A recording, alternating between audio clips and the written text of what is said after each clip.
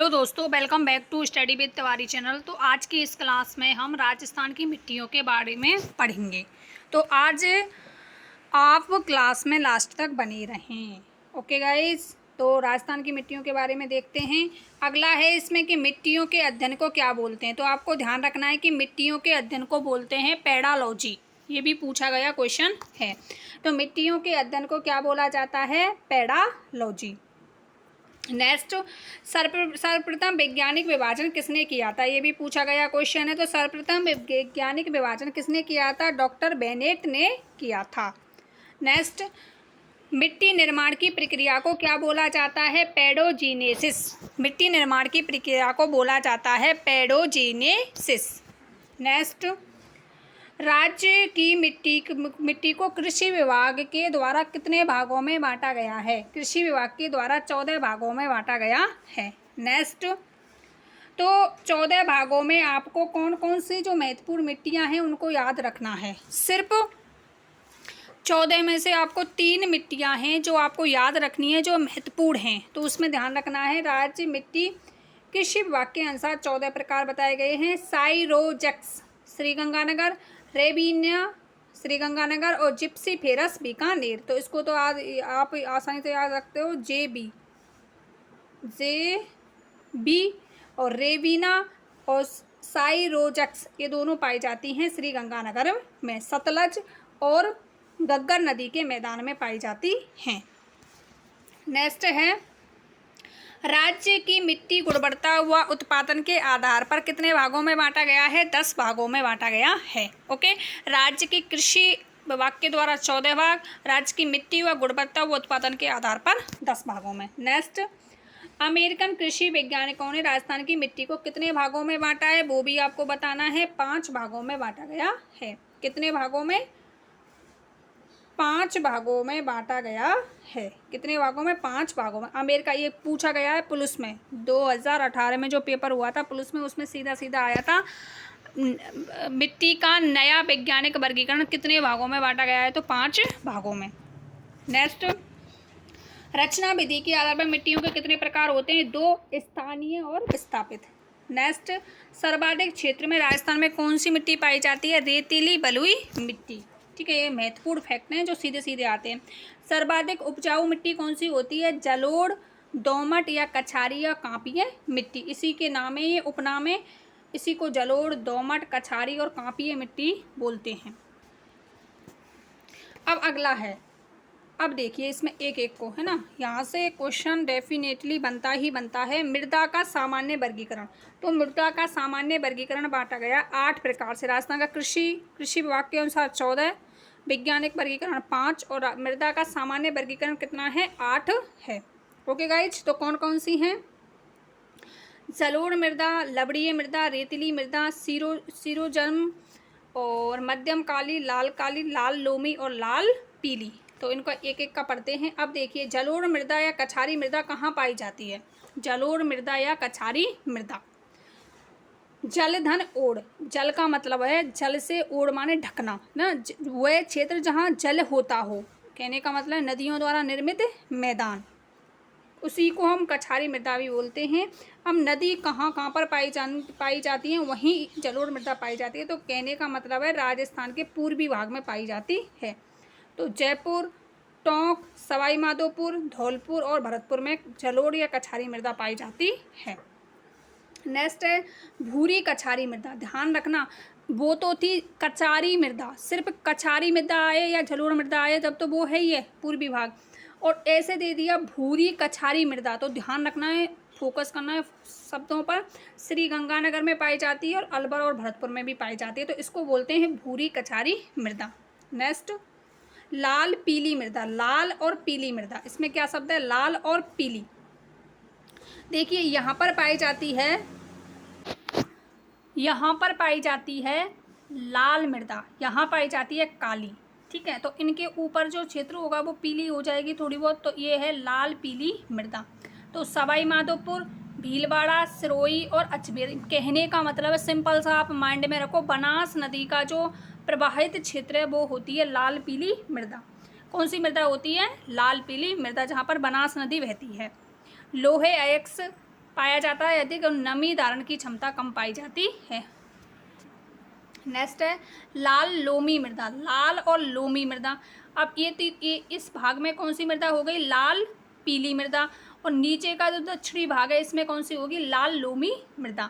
राजसमंद हुआ, उदयपुर हुआ, डूंगरपुर, बांसवाड़ा। लोहांश व पोटास की मात्रा की उपस्थिति होती है इसमें। मक्का, चावल और गन्ना की उपज होती है। तो ध्यान रखना, मक्का, चावल और गन्ना का उत्पादन किया जाता है लाल लोमी मृदा में, मक्का, चावल और गन्ना। तो नीचे का दक्षिणी क्षेत्र है ना, दक्षिणी भाग में पाई जाती है लाल लोमी मृदा। नेक्स्ट मध्यम प्रकार की काली मृदा। ठीक है, मध्यम, वैसे तो भारत में तो बोलते हैं इसको काली मृदा, लेकिन राजस्थान में बोला जाता है मध्यम प्रकार की काली मृदा। अब सिंपल याद रखना है, हाड़ौती के पठार में लोहांश और कैल्शियम और पोटास मौजूद होता है। कपास, मूंगफली आदि वाणिज्यिक फसलें उगाई जाती हैं। लाल प्रकार की पिक्चर लाल लोमी मृदा यहाँ पाई जाती है। तो यहाँ पर कौन सी फसल होती है, मक्का, चावल, और यहाँ कौन सी होती है, कपास। नेक्स्ट अब देखिए, इस जगह पे मैंने अभी आपको बताया लाल पाई जाती है, इस जगह पर पाई जाती है काली। ठीक है, अब इन दोनों का जो मिश्रित भाग है वो है बीच वाला, तो इसमें पाई जाएगी लाल काली मृदा। सिंपल है, वेरी सिंपल। इधर है लाल, इधर है काली, तो इन दोनों का मिश्रित रूप है वो पाया जाएगा लाल काली मृदा। अब आपको पता है लाल मिट्टी में क्या पाया जा रहा था, मक्का और चावल पाए जा रहे थे, और काली मिट्टी में क्या पाया जा रहा था, कपास। अब इन दोनों का जो मिश्रण है, इसमें लाल भी है और इसमें काली भी है, इन दोनों का जो मिश्रण है तो इसमें दोनों ही फसल होंगी, कपास भी और मक्का भी। यहाँ पर यदि सिर्फ आपको लाल शब्द देता है लाल मृदा, तो उसमें होगी मक्का चावल, ओके, और काली देता है तो उसमें कपास और मूंगफली आती है, और दोनों मिला के देता है लाल काली मृदा, तो उसमें दोनों फसल आएंगी, मक्का और कपास। आई होप आपको समझ आ रहा होगा। और इनका जो एरिया होता है, तो मध्य का क्षेत्र निकालना है आपको, भीलवाड़ा, चित्तौड़गढ़, प्रतापगढ़, बांसवाड़ा। ओके, तो ज़्यादातर ये क्षेत्र पूछे जाते हैं, भीलवाड़ा और चित्तौड़गढ़। नेक्स्ट भूरी रेतीली मृदा या सीरोजम। भूरी रेतीली मृदा, ये भूरी रेतीली मतलब इधर कौन सा क्षेत्र है, ये शुष्क क्षेत्र और अर्ध शुष्क क्षेत्र में। तो अर्ध शुष्क जो क्षेत्र है उसमें पाई जाती है भूरी रेतीली मृदा। कहने का मतलब है अरावली के पश्चिमी क्षेत्र में, अरावली माला है, अरावली पर्वतमाला, उसके पश्चिमी क्षेत्र में कौन सी मिट्टी पाई जाती है, अर्ध शुष्क मृदा पाई जाती है। नेक्स्ट अब रेतीली मृदा कहाँ पाई जाएगी, ये अरावली है, ये तो अर्ध शुष्क हुआ, और ये कैसा हुआ, शुष्क क्षेत्र में पाई जाती है, पूरा अरावली प्रदेश में, शुष्क मरुस्थल में। नेक्स्ट लवणीय व खारी मृदा। खारी या लवणीय यदि आपसे पूछा जाए, सर्वाधिक क्षेत्र है बाड़मेर और जालौर में, क्योंकि नर्मदा नदी द्वारा सिंचित क्षेत्र है, जहाँ पर नहरों द्वारा सिंचाई होती है, वहाँ ज़्यादातर लवणीय मृदा होती है। जैसलमेर भी आपको पता है इंदिरा गांधी नहर द्वारा प्रभावित है, बीकानेर भी और नागौर भी, ये इंदिरा गांधी नहर द्वारा प्रभावित है, तो यहाँ पर लवणीय मृदा पाई जाती है। और इधर नर्मदा नदी द्वारा प्रभावित क्षेत्र है ये, तो यहाँ भी लवणीय मृदा पाई जाएगी। अब देखिए इसमें ओवरऑल देखिए, ठीक है, इससे आपको अच्छे से क्लियर हो जाएगा ओवरऑल में कहाँ पर क्या है। तो मैंने आपको अभी बताया था कि पहले फर्स्ट पर कौन सी बताई थी, जलोढ़ मृदा, तो राजस्थान का पूर्वी भाग। ठीक है, भूरी कछारी, और भूरी कछारी यहाँ पर बताया था मैंने अलवर और भरतपुर और हनुमानगढ़, ठीक है, गंगानगर में। ओके, अब फिर मध्यम काली मृदा यहाँ हो गई, और ये लाल लोमी हो गई, उन दोनों के बीच का जो भाग है वो हो गई लाल काली मृदा। कौन कौन से भाग हैं, चित्तौड़गढ़, भीलवाड़ा, ये इन प्रदेशों में। लाल पीली मृदा बनास नदी का उद्गम स्थान वाला। अब अरावली के पश्चिमी भाग में कौन सी मृदा पाई जाती है, भूरी या सीरोजम मृदा। और नीचे के क्षेत्र में बीकानेर और नागौर में, जालौर में कौन सी मृदा, लवणीय मृदा। इधर है रेतीली मृदा। तो सिंपल है, आप आसानी से याद रख सकते हो। अब आप जिले वाइज भी देख सकते हो उसमें। मध्यम काली ए वाला क्षेत्र हो गया, लाल काली ए वाला, और लाल लोमी नीचे का दक्षिणी क्षेत्र। लवणीय मृदा ये वाला क्षेत्र हो गया, रेतीली मृदा ये वाला क्षेत्र होगा, ये एरिया। भूरी कछारी ये आपको दिख ही रहा है एंगल। भूरी रेतीली सीरोजम ये अरावली का पश्चिमी क्षेत्र। जलोढ़ मृदा अलवर भरतपुर ये वाला क्षेत्र हो गया। लाल पीली आपको पता ही है बनास नदी का उद्गम स्थान। तो ये है सिंपल सा, आई होप आपको अच्छे से क्लियर हो गया होगा। अब देखिए वैज्ञानिक वर्गीकरण के हिसाब से 5 प्रकार होते हैं, aridisol, entisol, inceptisol, vertisol और अल्फी सोल। तो पश्चिमी जो राजस्थान है उन दोनों में 2 प्रकार की मृदा होती है, एरिडीसोल और एंटीसोल। इनसेप्टिसोल ये दक्षिणी पश्चिमी राजस्थान में, ये जैसे ये राजस्थान का नक्शा है, ठीक है, यहाँ पाई जाएगी इनसेप्टिसोल, और इधर पाई जाएगी दक्षिणी पूर्वी भाग में बर्टिसोल, और अल्पिसोल कहाँ पाई जाएगी, इस भाग में पूर्वी भाग में पाई जाएगी। और इधर जो क्षेत्र है इन दोनों, इधर पश्चिमी मरुस्थल में पाई जाएगी एरिडीसोल और एंटीसोल। अब एक एक का वर्गीकरण देखते हैं। अब देखो जलवायु के हिसाब से यदि आपसे पूछ लेता है जलवायु के हिसाब से, तो एरिडीसोल शुष्क मरुस्थल, एंटीसोल अर्ध शुष्क, इनसेप्टिसोल उपाद्र, बर्टिसोल अति आर्द्र और अल्पिसोल आर्द्र। इस प्रकार से ये भारत का मैप है। तो आप ध्यान रखें, शुष्क, अर्ध शुष्क, उपाद्र, आर्द्र और अति आर्द्र इस प्रकार से पाई जाएगी। अब देखिए एक एक का। एंटीसोल मृदा मरुस्थलीय क्षेत्रों में पाई जाती है। 2 प्रकार थे, एंटीसोल और एरिडीसोल। तो एंटीसोल पाई जाती है शुष्क मरुस्थल में, आपको पता है 2 भाग होते हैं, शुष्क और अर्ध शुष्क। तो एंटीसोल पाई जाती है मरुस्थलीय क्षेत्रों में। ओके, तो बीकानेर हुआ, जैसलमेर, बाड़मेर और जोधपुर में, इन भागों में पाई जाती है। अब अगले नेक्स्ट है एरिडीसोल, ये अरावली के पश्चिमी क्षेत्र में पाई जाती है। अर्ध शुष्क में देखो 2 प्रकार होते हैं, 2 प्रकार होते हैं, एंटीसोल और एरिडीसोल। और एंटीसोल जो पाई जाती है वो पाई जाती है शुष्क मरुस्थल में, और एरिडीसोल पाई जाती है अर्ध शुष्क मरुस्थल में, अरावली के पश्चिमी भाग में, इस भाग में पाई जाती है। इसमें सारा कुछ आ गया, चूरू, झुंझुनू, सीकर, नागौर, अजमेर, इन भागों में पाई जाती है। अर्ध शुष्क मरुस्थल के जिलों में भूरी रेतीली या इसको सीरोजम मृदा भी कहते हैं, ये पूछा गया क्वेश्चन भी है। अगला है अल्पिसोल मृदा। अल्पिसोल पूर्वी जलोढ़ मैदानों में पाई जाएगी। आपको ध्यान रखना है अल्पिसोल किस भागों में पाई जाती है, पूर्वी जलोढ़ मैदान में, इस वाले क्षेत्र में, टोंक हुआ, जयपुर, अलवर, भरतपुर, दौसा, सवाई माधोपुर। नेक्स्ट है इनसेप्टिसोल मृदा, दक्षिणी राजस्थान में पाई जाएगी। शुष्क प्रदेशों में पूर्ण आभाव होता है लाल मृदा के क्षेत्र में। लाल मृदा थी यहाँ पर, राजसमंद, भीलवाड़ा, पाली, सिरोही, उदयपुर दक्षिणी भाग में पाई जाती है। नेक्स्ट है बर्टिसोल, इससे तो आप ज़्यादातर परिचित ही होंगे। काली चिकनी मृदा का क्षेत्र होता है, बेसाल्ट लावा द्वारा निर्मित है। तो ये लावा द्वारा निर्मित होती है, ज्वालामुखी क्रिया द्वारा। तो दक्षिण पूर्वी भाग में ध्यान रखना है। दक्षिण में कौन सी है, इसमें बताई थी मैंने अभी आपको, बताओ कौन सी बताई थी, इनसेप्टिसोल। इसमें कौन सी है, इनसेप्टिसोल। इधर कौन सी बताई थी, अल्पिसोल। और इधर कौन सी हो गई, बर्टिसोल। इधर कौन सी हो गई, एरिडीसोल। ओके, तो ये थी इस भाग में। अब देखिए मृदा अपर्दन के प्रकार कौन कौन से हैं। तो जल द्वारा अपर्दन भी होता है, अविनाल का अपर्दन, ठीक है। जल द्वारा अपर्दन पहला प्रकार है, इसमें अविनाल का अपर्दन। गहरी नालिकाएं व गड्ढे बन जाते हैं चंबल, ढूंढ या गंभीरी व बाणगंगा नदी के क्षेत्र में। तो ज़्यादातर ध्यान रखना है चंबल नदी के द्वारा, इस प्रकार से।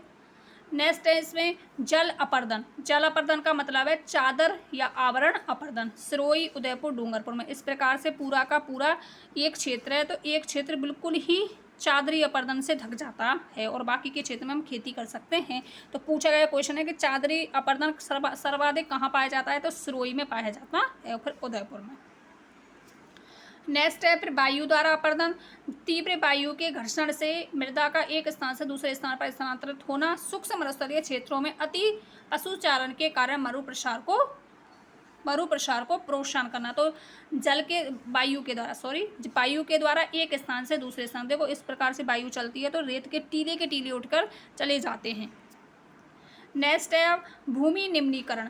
मृदा की गुणवत्ता में विभिन्न कारणों से गिरावट होना, जैसे कि खनन द्वारा हो रही है, खनन के द्वारा भी मृदा का अपर्दन हो रहा है, क्योंकि कंकड़ फक्कड़ होते हैं तो मिट्टी अनुपजाऊ हो जाती है। वन धन उन्मूलन, गुण संधि हो गई इसमें। वनोन्मूलन का मतलब है वनों को उखाड़ना, वनों को काटना। अति पशुचारण से भी भूमि का निम्नीकरण हो जाता है, और अधिक सिंचाई से भी। अब अगला है लवणीयता व क्षारीयता ऊष्ण मृदा। तो ये क्या होते हैं, जब मृदा पीएच का मान 7 से अधिक हो जाए तो मिट्टी कैसी हो जाती है, लवणीय व क्षारीय हो जाती है। मिट्टी में खारेपन के कारण उर्वरा जो शक्ति है वो घट जाती है, ऊषर हो जाती है, बंजर हो जाती है जमीन। देखो इस प्रकार से। अब देखिए लवणीयता व क्षारीयता के उपचार के लिए हमें क्या करना चाहिए। लवणीयता के लिए तो रॉक फास्फेट का प्रयोग करना चाहिए, और क्षारीयता के लिए हमने जिप्सम का प्रयोग करना चाहिए। गोबर की खाद, धमासा, खरपतवार, शुभबूल, ढेंचा, हरी खाद आदि का प्रयोग करना चाहिए। नेक्स्ट, अब आप इसमें देख सकते हैं मिट्टी की समस्या में कौन सी समस्या होती है? सेम की समस्या। सेम का मतलब जानते हैं? इंदिरा गांधी नहर के द्वारा भूमि का दलदल हो जाना, सेम की समस्या। सर्वाधिक सेम समस्या का गांव कौन सा है? बड़ोपल गांव। कौन सा गांव है? बड़ोपल, गंगानगर का गांव है एक बड़ोपल। सेम समस्या चंबल नदी का बहाव क्षेत्र में होती है। सेम समस्या IGNP नहर बहाव क्षेत्र में। तो इन दोनों के बहाव क्षेत्र में सेम समस्या पाई जाती है, चंबल नदी और IGNP नहर बहाव क्षेत्र में। नेक्स्ट, सेम समस्या के समाधान के लिए क्या हो रहा है?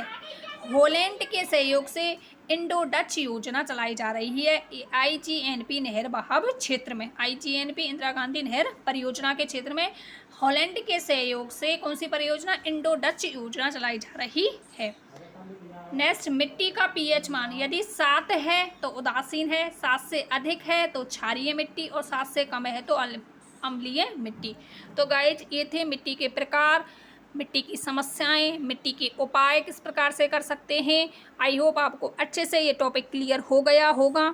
मिलते हैं इसी प्रकार की नेक्स्ट वीडियो में।